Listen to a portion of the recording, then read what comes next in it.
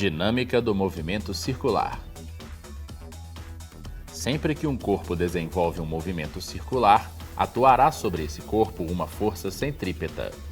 A força centrípeta não existe de fato, ela será uma força resultante entre uma ou mais forças que atuam sobre o corpo. Esse tipo de movimento é muito comum na natureza. Por exemplo, no caso do nosso planeta, sua trajetória pode ser considerada circular, e assim a força centrípeta será a força de atração gravitacional entre a Terra e o Sol.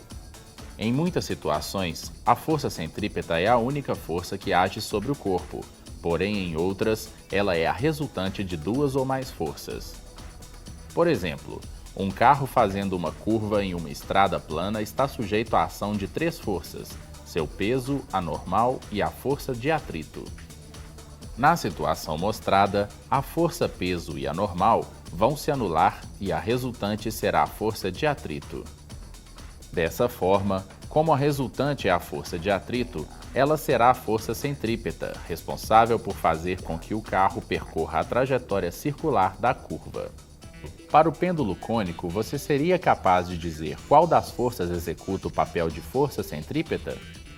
Na verdade, em muitos casos, a força centrípeta não é apenas uma força, e sim a resultante entre duas ou mais forças. Nessa situação, por exemplo, a força centrípeta será a resultante entre as forças de tração e a força peso. Outro caso que ilustra o movimento circular é o carrinho de uma montanha-russa ao percorrer um looping em um plano vertical. No ponto mais baixo do looping, agem sobre o carrinho o peso e a normal. Lembre-se que o peso de um corpo só irá mudar se a aceleração da gravidade mudar. Portanto, a única forma de que a resultante entre essas duas seja uma força que aponta para o centro é a normal ser maior que o peso. Assim, a resultante, que será a diferença entre a normal e o peso, exercerá o papel de força centrípeta nesse ponto. Por outro lado, no ponto mais alto do looping, peso e normal apontam para o centro, e precisamos de uma força resultante que também aponte para o centro para garantir um movimento circular. Então, nessa situação, a força resultante será igual à soma do peso e da normal. O caso do looping da montanha-russa é parecido com o que acontece quando você está andando de carro em uma estrada com alguma elevação ou depressão. No ponto mais alto, a força centrípeta será a resultante entre peso e normal, e como ela deve apontar para o centro da trajetória, percebemos que ela será dada pela diferença entre o peso e a normal.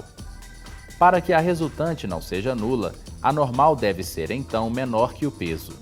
Como a normal está diretamente relacionada à sensação de peso, nessas situações os passageiros sentirão uma sensação de estarem mais leves. Por outro lado, ao passar pelo ponto mais baixo, a força normal deverá ser maior que o peso, para que a força centrípeta aponte para o centro.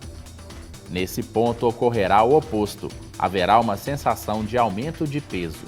Vimos vários exemplos de como encontrar a força centrípeta que atua sobre um corpo que percorre uma trajetória circular. Existem infinitos fenômenos semelhantes que poderíamos retratar, mas agora você tem a base para entender todos eles.